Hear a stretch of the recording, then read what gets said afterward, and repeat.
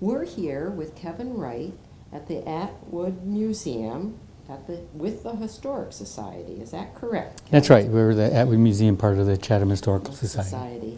And are you the president? I didn't ask you that. I'm the executive director, and I think technically I'm the president of the Historical Society. I never go by president, but just director. Tell us when this town was established, Chatham. Okay, well, the official town, well, so William Nickerson first, purchased property around when it was called Monomoyet, back in around 1656. But it didn't really become an official incorporated town until about 1712. And that's when they changed the name to Chatham and stuff like that. So around 1712. And is Chatham special for something, or what? How did that I mean, word? Chatham really, we think of it as it was originally a fishing community. You know, a lot of people, a lot of commercial fishermen, a lot of weir fishing went on there. But then again, like a lot of communities, tourism started taking over. And then you had a lot of different big hotels, like the Chatham Bars Inn, that came in, and it was one of these big resorts that everybody came. Obviously, there was the Wampanoags that were here originally. Then they had, in fact, when they came back in the 1600s, they brought smallpox, unfortunately, and so it wiped out a lot of the Wampanoag people there for a while. It's definitely a destination place here in Chatham, so I think a lot of people come to Chatham and reside in Chatham. And how many people, percentage-wise, do you think live here full-time now? Has that changed?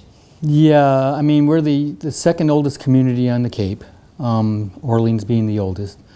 So I think it has a solid base, but definitely when the summer comes, it triples in population. I don't remember exactly the total number, but it definitely triples in size because everybody just flocks to the beaches, and it's such a quaint little village that everybody just loves the main street. They love to come to the band that plays every Friday during July and August downtown, and it's just a big deal. So. And you have quite a museum here. Well, thank you. Yeah, we're very proud of the Atwood Museum. I've been here. I started out as a part-time administrator in the November of 2015. And then within a year, I became their assistant director. And then during COVID, my predecessor decided to retire. So I became the director in December of 2020. So tell me about this museum. Yeah, this museum, so it was, it's called the Atwood Museum because Captain Joseph Atwood, back in the between 1752 and 1756, he purchased 30 acres of land. He originally lived in Eastham, bought 30 acres of land on this property here, and built the house, the Atwood House. And then there was a group of ladies, the Chatham Ladies Reading Club, that was literally across the street, and they thought it was, there was so much history that they wanted here.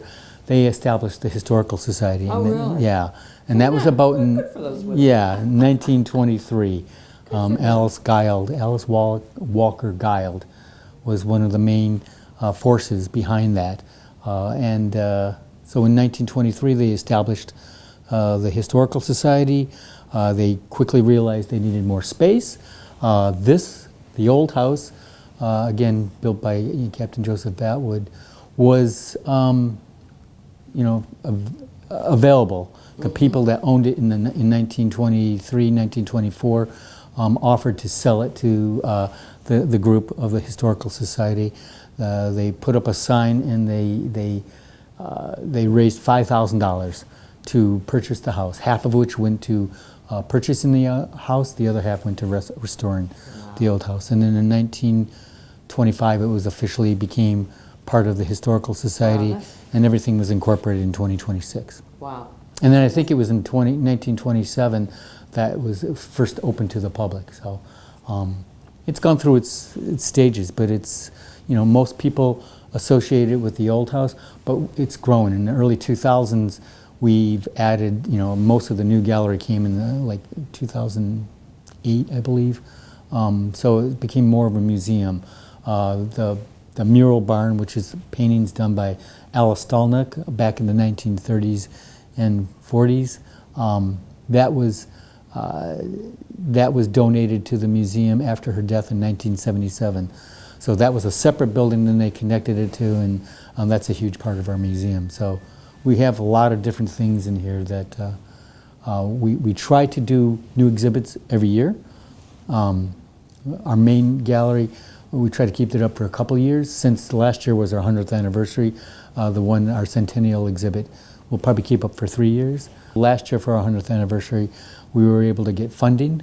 We put together a nice media center. Nice. You can't have a media center without film, so we got some films donated to us, and then we produced a documentary about Alice Stalnick, and that's about a 15-minute documentary, which is, it talks about her life and her struggles with her husband at the time, and her love for her husband, that they stuck it through thick and thin. So it's a great documentary. It's actually going to show on the 9th of this month. It's going to be showing at the Orpheum Theater. That theater, we're going to drive by and get pictures Yep. of it. How long has that been there? I'm going to say around 1912. 1912? Yeah, I believe it was in 1912 that that came, but and that's been a staple, you know, for a long time. And then eventually they tore it down. It was a CVS at one point. Really? And then there was people in the community that said, you know, this is a rich part. So they got some funding, and they decided to bring back the Orpheum Theater. And it's just, if you have an opportunity to go to it, it's wonderful. It's just 2 actual theaters, a smaller one and a larger one. But there's a beautiful mural in the lobby that shows different movie stars from Hollywood, and you get that really hometown theater. It's not like your box cutter movie theater per se. And you know, Kevin McLean, who's the director over there, he does an incredible job of getting the community involved and giving back to the community. So he does a lot of different fundraisers to help raise money for the nonprofits. So it's a great part of the community. That's sure. really nice. Yeah. Everybody comes, you know, we're part of Historic Chatham, so when you come to Chatham, you like to come and see the lighthouse, you know, which is a huge part of Chatham's history. You know, it was in, let's see, 1908? I'm probably getting my dates all mixed up, but, you know, originally to sort of distinguish ourselves from the Highland Light in Truro, they put together the twin lights in Chatham. Eventually the twin lights, you know, too close to the ocean, erosion, and they fell into the ocean. So they rebuilt them a couple different times. And then at some point they took the north tower of the twin lights and they donated it to Eastham, it's a Nauset light. And then, so Chatham Light, as it is today, is only the one light. The one light that went to Eastham, the Fresnel lens that was in that, they didn't need it. They had their own set of lights, so it was eventually donated back to us. So that's the Fresnel lens that you'll see in our parking lot. This room here we call the Joseph C. Lincoln room. Joseph C. Lincoln was one of the more prolific authors that lived in this area. He was actually born in Brewster, but then he moved to Chatham. He lived off of Shore Road. He wrote over 40 different novels. So we created this exhibit sort of as a pay homage to what we think his library might have looked like. Probably doesn't look exactly like this, but it gives that feel and that warm thing. One thing you'll notice as you go through our museum, we're very big on pop. We try to give a lot of different colors to make the exhibits pop, so we're kind of excited about that. And I'm very fortunate to be surrounded by a talented young staff that keeps me vibrant for sure. So, yeah. Here we call Land Ho, talks about the shipping and fishing community. We typically during the season will have some sound effects in here, like you're in the ocean and stuff, and these things like so. What a rough. Yeah, you can imagine. Point. What's it called again? It's called weir fishing. So if you're looking out in the water, you used to see these piles out there, and you would know that's what they would do. So they would have these nets. The fish would come through because of the current, and they would fall all the way into the final net there, and they couldn't get themselves out. but it is a dying fad. Exhibit in here talks about the rescue of the Pendleton, a big part of Chatham's history. So in 1952, February 18th, there was 2 oil tankers that split in half. They realized after they had sent the Coast Guard out to rescue the first one, the Fort Mercer, that there was another one. So there was 4 Coast Guardsmen from Chatham that went on that call. And this is a replica of the front end of the 36-500. And they went to go rescue 32 people from the Pendleton. 8 had perished on the one end of the boat of the tanker, but they were able to rescue 32 of 33 people. Wow. And it's called one of the greatest rescue in Coast Guard. So in 2016, Disney put out a movie called The Finest Hours. They did filming here in Chatham, and it was a big part of it. So this was we call the antique tool room. This sleigh was part of the original Atwood store. So there was a store. So there was a store. There was originally it was located on Stage Harbor Road, and then it moved to just about 1900 to Main Street in Chatham. And they used to have this sleigh that they used. So one day one of our great volunteers called me up and said, "Kevin, you got to come down to the Eldridge Garage and check this out." This was in just pieces of wood. It wasn't the original one, or did So it's the original one. So they put it. So they had a volunteer put it back together. Wow. And they donated it to the museum. And Wow. so what do we do with it? So we created a little thing that's sort of like the Atwood store. Our main goal here at the museum is to sort of create an experience when people come. This is called the Duran Room, and the Durans are people back in the 70s that donated all this different stuff to us. So, but this year we decided to put in a children's activity room. So you get the young kids that come, and they have a lot of energy. So hopefully mom or dad can split off. Someone can go see the museum, swap. So now we're into, this area is the old house built in the 1750s. This actual area here is an addition to the original house. We call this Marjorie's Kitchen. We always have all our docents have a quick story about Marjorie, as she was married to John Atwood, and in order to get married, he said, "If you marry me, I'll build you a whole new house." Well, he was just sort of, it was courting words. So they built this addition to placate her, so to speak. Is that her? And that's Marjorie Smith right there. But the original house is right here, and they used to say it's the oldest house in Chatham. It's not officially the oldest house. It's one of the oldest houses, and one of the oldest houses that really hasn't been modernized. So this is the kitchen. Joseph Atwood, because he had a lot of money, he wanted people to know he had a lot of money. He built his in an oval shape. He had 8 children, Joseph Atwood. He was married to Deborah Sears, and they had 8 children. The lady of the house would typically give birth. We believe that it was probably when Joseph Atwood and Deborah Sears were first here. It was probably their master bedroom at that time. So again, I believe this is the north parlor.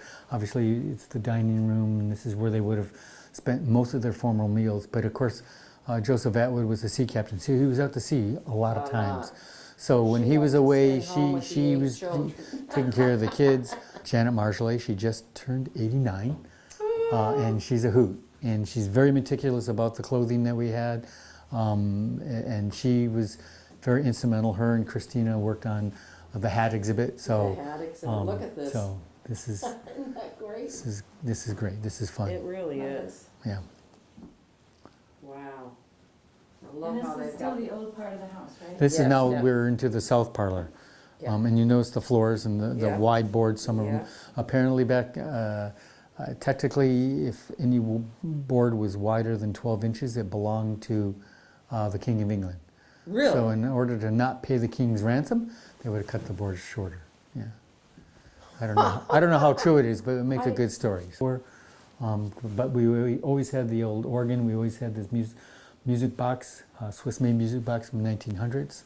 Still plays today, actually. My sister has one. Just a beautiful sound. It just resonates. A lot of times we'll have the younger kids come and we let them crank it, and then we explain to them that this is prior to the iPhone, so they have a sense of reality. And we're excited. Tomorrow's our first opening day. Big step here. Fortunate to, Yeah. didn't realize that. Now I've got to find my chair. And I can show you the murals too. So Oh, you okay. probably want to get a good picture of that. In 1947, by